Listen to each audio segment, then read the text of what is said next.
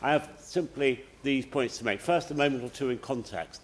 We have to make a decision about the character of places. Yeah. People's sense of place nourishes their sense of worth. And when we see diminished places, people are diminished alongside that. So we have to understand that the decline of high streets is much more than about retail habit. It's about how we comprise community. And community matters because it allows us to deal with the inevitable vicissitudes of human experience. The real issue there is about what government can do to nourish, to support those communities. And I have these requests to the Minister.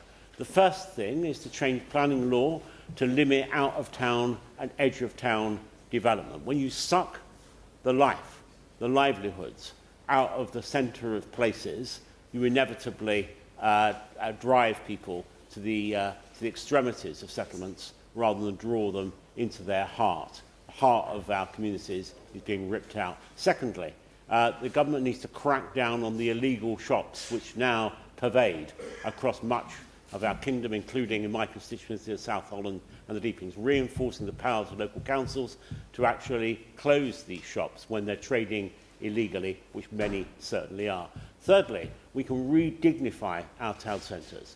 In my time in representing my constituency, much of the footprint of government has been removed. Let's reopen closed magistrates' courts. Let's open again local tax offices. Let's see the footprint of government informing, dignifying so much of our country. So things like that, where government can take proactive steps to change the character of areas, will make a huge difference to regenerating communities and giving health again to high streets. Paul Holmes. Thank you very much, Ms Vaz, and it's a pleasure to serve under your chairmanship. And can I welcome the new minister to her place? I know she has a background in these issues, and I look forward to working with her in the weeks, the months or the years ahead. And I'd also like to thank the Member of Parliament for Bromsgrove, my honourable friend, for calling this debate. He's a great champion for his community, and I know that this is an issue that's close to his heart and one which he is very knowledgeable on, given his previous career in local government. So I welcome the opportunity to contribute to this debate today. He's mentioned a range of topics which show how much he is involved in his constituency and his community, ranging from the issues in the flaws in the banking hub criteria to the aesthetics of our high streets. And I know that that comes from his time as leader of a local authority. I will also say, Ms Vaz, that I am his whip, and so therefore after this morning, he can be guaranteed to have very good mention in dispatches later on today. We've also had some really entertaining but also knowledgeable speeches from my colleagues. The Honourable Gentleman for Biggin Hill, Bromley and Biggin Hill, the Honourable Gentleman for South Shropshire, my right honourable friend, the Member for Aldridge Brown Hills, my honourable friend, the Member for Chester South and Edisbury, my right honourable friend, the Member for South Holland and the Deepings, and my honourable friend, the Member for Keighley and Ilkley, have all mentioned speeches which show that they have an in-depth knowledge of the challenges that are going on in their constituencies.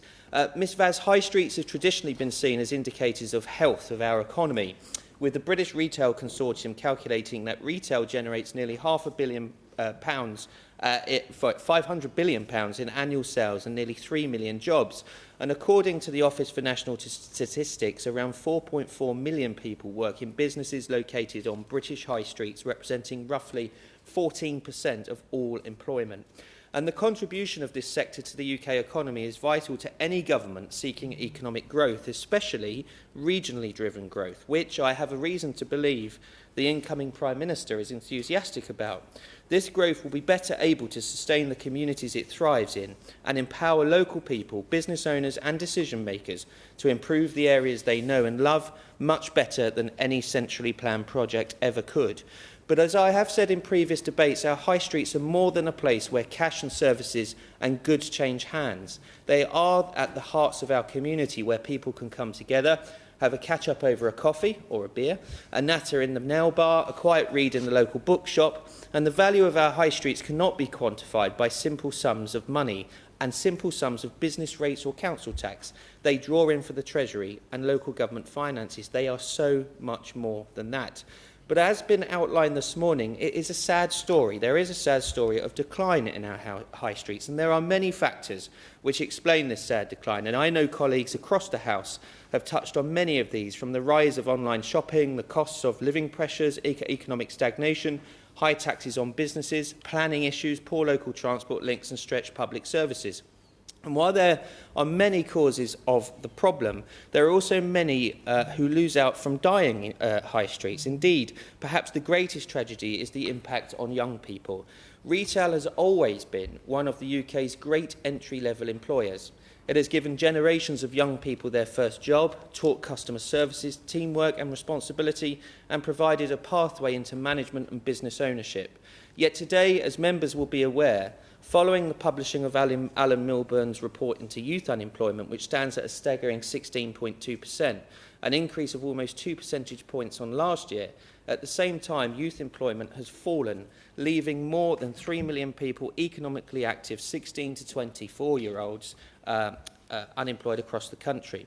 And we should ask ourselves a simple question. How many of those young people have been pushed out of or denied work as our high streets continue to decline?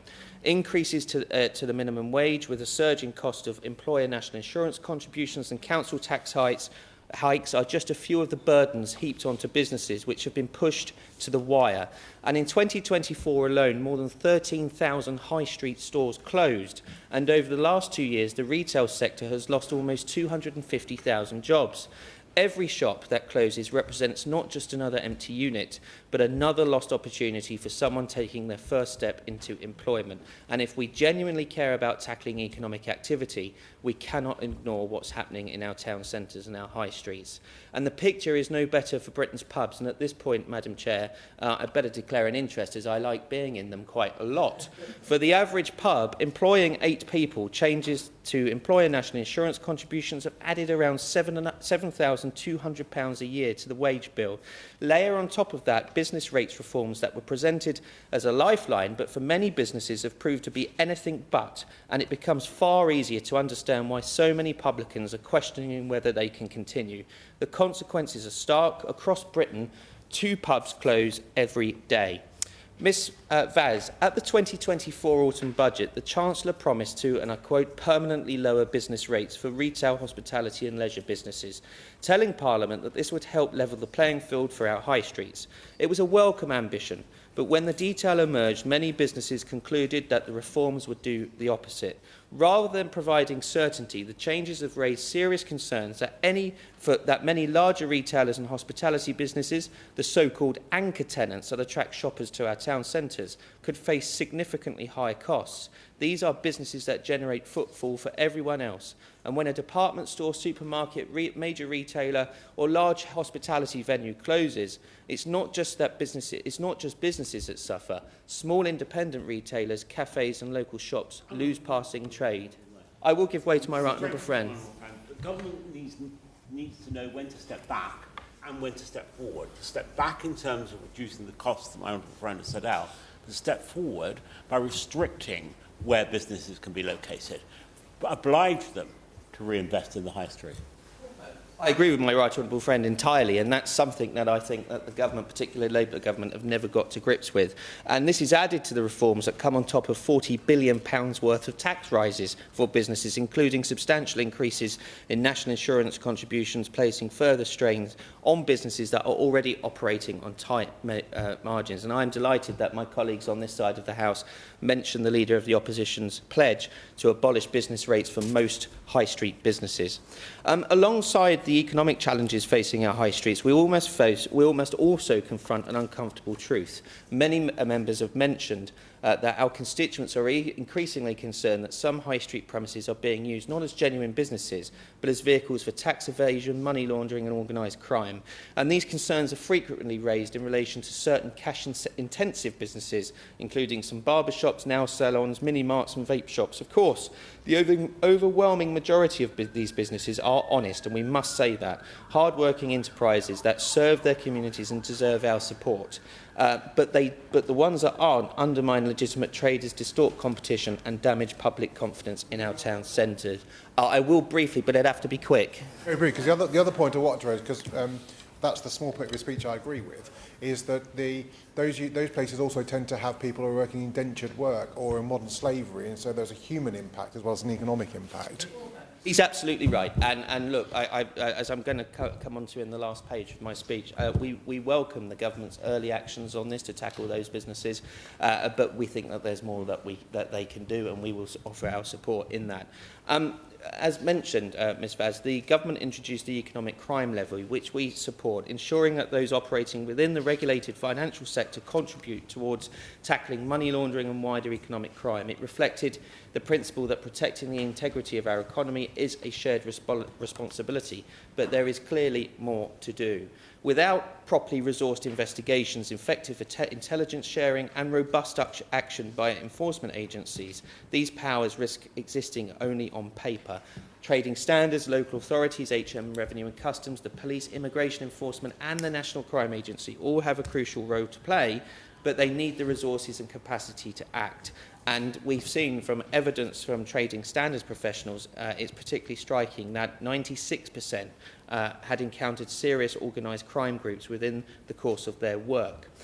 Ms Vaz, my time is fast approaching, but I hope that there is cross-party agreement on how we can tackle those businesses in our high streets, but there is more work to do.